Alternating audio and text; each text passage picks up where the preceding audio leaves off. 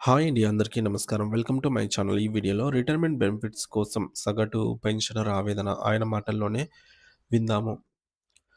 వివరాలు వీడియోలో తెలుసుకుందాం. వీడియో అయితే ఎక్కడే గాని స్కిప్ చేయకుండా ఎండ్ వరకు చూసేయండి. అప్పుడే ఇన్ఫర్మేషన్ పూర్తిగా అర్థమవుతుంది. అలాగే వీడియో చూస్తున్న ప్రతి ఒక్కరు వీడియోకి లైక్ చేయండి ఫ్రెండ్స్. ఈ వీడియోని తోటి ఉద్యోగ పెన్షన్ మిత్రులతో అయితే షేర్ చేయండి. కొత్తగా మన ఛానల్ చూస్తున్నవారు ఇంకా ఎవరైనా సబ్స్క్రైబ్ చేసుకోనట్లయితే వెంటనే మన ఛానల్‌ని సబ్స్క్రైబ్ చేసుకోండి. దీని ద్వారా నేను చేసే లేటెస్ట్ వీడియోస్ అన్నీ మీ వరకు రీచ్ అవుతాయి. ఇక ఆలస్యం చేయకుండా వివరాలకైతే వెళ్ళిపోదాము. ఫ్రెండ్స్ ఇక విషయానికొచ్చినట్లయితే ఒక రిటైర్డ్ ఉద్యోగి ఇలా అయితే అంటున్నారు. నేను కేంద్ర ప్రభుత్వంలో సెక్రటరీ స్థాయి అధికారిగా సుమారు 12 సంవత్సరాల పాటు సుదీర్ఘకాలం సేవలందించి పదవీ విరమణ చేసిన వ్యక్తిని. నా సుదీర్ఘ వృత్తి జీవితంలో ఎన్నో ప్రభుత్వ విధానాలను, పరిపాలన పరమైన నిర్ణయాలను దగ్గరుండి గమనించిన అనుభవం నాకుంది. ప్రభుత్వం రాష్ట్ర ప్రభుత్వం ప్రస్తుతం రాష్ట్ర ప్రభుత్వ ఉద్యోగులు మరియు ముఖ్యంగా విశ్రాంత ఉద్యోగులు ఎదుర్కొంటున్న పరిస్థితులను చూస్తూ ఉంటే నా మనసు ఎంతో ఆవేదనకు గురవుతోంది. అసలు క్షేత్రస్థాయిలో పరిస్థితులు ఎలా ఉన్నాయి? ఒక రిటైర్డ్ ఉద్యోగి తన సొంత డబ్బుల కోసం ఎంతలా పోరాడాల్సి వస్తోంది అనే విషయాన్ని నా సొంత కుటుంబంలో జరుగుతున్న ఉదాహరణతో సహా మీకు వివరిస్తాను అంతే అంటున్నారు.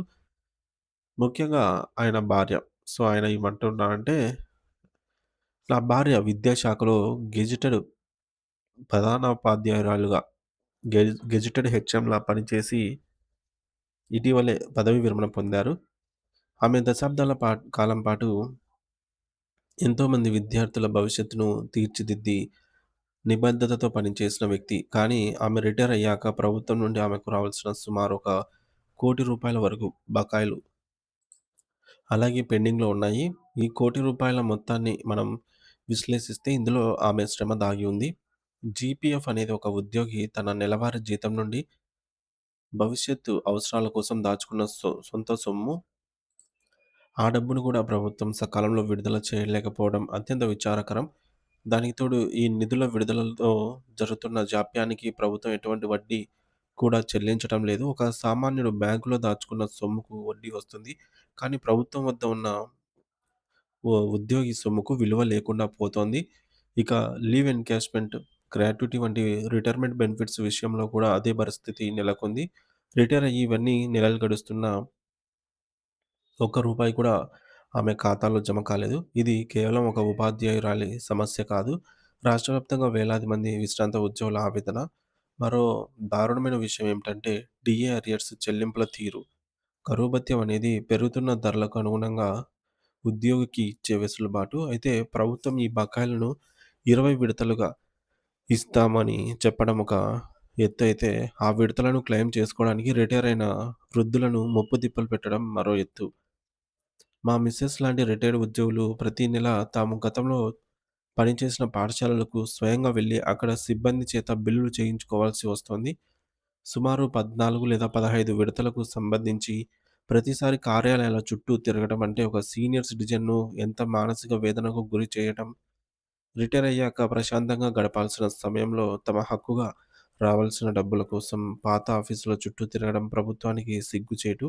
అసలు ఈ ఇన్‌స్టాల్‌మెంట్‌లను నేరుగా వారి ఖాతాల్లోనే జమ చేయవచ్చు గదా! ట్రెజరీ వద్ద డేటా ఉన్నప్పుడు రిటైర్ అయిన వారిని ఎందుకు ఇబ్బందులు పెడుతున్నారు అనైతే క్వెషన్ చేశారు. నేను పనిచేసిన కేంద్ర ప్రభుత్వంలో నిధులు, నిబంధనలు ఎంత పారదర్శకంగా ఉంటాయో నాకు తెలుసు. అక్కడ ఒక ఉద్యోగి పదవీ విరమణ చేసిన ఒక నెలలోపే ఒక్క రూపాయి కూడా బాకీ లేకుండా అన్ని రకాల బెనిఫిట్స్ నేరుగా ఖాతాలో జమ అయిపోతాయి. మేము ఏ ఆఫీస్ చుట్టూ తిరగాల్సిన అవసరం ఉండదు. ఎవరిని బ్రతిమాలాల్సిన పని లేదు. ఒక నెల ముందే పేపర్ వర్క్ అంతా అయిపోతుంది. కానీ రాష్ట్ర ప్రభుత్వంలో మాత్రం ఈ పరిస్థితి ఇంత దారుణంగా ఉంటే ఏ అధికారి అయినా ఎలా సంతృప్తిగా పని చేయగలరు? వ్యవస్థలు ఇంతగా దిగజారిపోతే ఉద్యోగుల ఆత్మస్థైర్యం దెబ్బతింటుంది. ఒక రిటైర్డ్ ఉద్యోగి తన సొంత డబ్బు కోసం భిక్షగాడిలా ఎదురు చూడాలా? ఇంతవరకు ఇంత ఇది ఎంతవరకు ధర్మం అనైతే క్వెషన్ చేశారు. ఇక రాజకీయాల విషయానికే వస్తే ప్రస్తుత ముఖ్యమంత్రి రేవంత్ రెడ్డి గారు మరియు వారి కాంగ్రెస్ ప్రభుత్వం అధికారంలోకి వచ్చిన తర్వాత బాధ్యతాయుతంగా వ్యవహరించాల్సింది పోయి కేవలం గత ప్రభుత్వాన్ని తిట్టడానికే సమయం కేటాయిస్తూ ఉన్నారు. రేవంత్ రెడ్డి గారు ఎప్పుడూ కేసీఆర్ గారిని విమర్శిస్తూ కాలక్షేపం చేస్తూ ఉన్నారు. కానీ నేనడిగేది ఒక్కటే. ఇప్పుడు అధికారంలో ఉన్నది మీరు. ముఖ్యమంత్రి పీఠం మీద కూర్చున్నది మీరు. సో, నా భార్య మరియు ఇతర ఉద్యోగులు మీ పీరియడ్‌లో రిటైర్ అయ్యారు. మీరు ముఖ్యమంత్రిగా ఉన్న సమయంలో. అలాంటప్పుడు వారి సంక్షేమానికి బాధ్యత వహించాల్సింది రేవంత్ రెడ్డి గారే కదా! ముఖ్యమంత్రి అంటే ఒక వ్యవస్థ అధిపతి. ఆయన పాడు చేశారు, ఈయన పాడు చేశారని సామెత. పాత కథలు చెప్పడం వల్ల రిటైర్డ్ ఉద్యోగుల కడుపు నిండదు. గత ప్రభుత్వం తప్పులు చేసిందని మీరు అనుకుంటే, ఆ తప్పులను సరిదిద్ది ప్రజలకు మేలు చేయడమే కదా మీ బాధ్యత అని ప్రశ్నించారు. ముఖ్యమంత్రి స్థాయిలో ఉన్న వ్యక్తి బాధ్యత నుండి తప్పించుకోకుండదు. ఎవరినైనా సరే విమర్శించడంలో తప్పు లేదు కానీ, ఆ విమర్శనలు పనుల్లో గూడా కనిపించాలి. నువ్వు పెంచుకోలేకపోయావు, ఆయన పెంచాడు అని పరస్పరం ఆరోపణలు చేసుకోవటం వల్ల ఒరిగేదేమీ లేదు. మీ హయాంలో రిటైర్ అయిన వారికి మీరు సమాధానం చెప్పాలి. ఉద్యోగులను ఎందుకు ఇంతలా సఫర్ చేస్తున్నారు? వారికి రావాల్సిన నిధులను దారి మళ్లించి ఇంత ఇతర పథకాలకు ఉపయోగిస్తూ వారి జీవితాలతో ఆడుకోవడం సరైన పాలన అనిపించుకోదు. ఉద్యోగులు మరియు పెన్షనర్లు అంటే ప్రభుత్వానికి వెన్నెముక వంటి వారు. వారి నిర్లక్ష్యం వారిని నిర్లక్ష్యం చేయడం అంటే రాష్ట్ర భవిష్యత్తును నిర్లక్ష్యం చేయడమే అనైతే అన్నారు.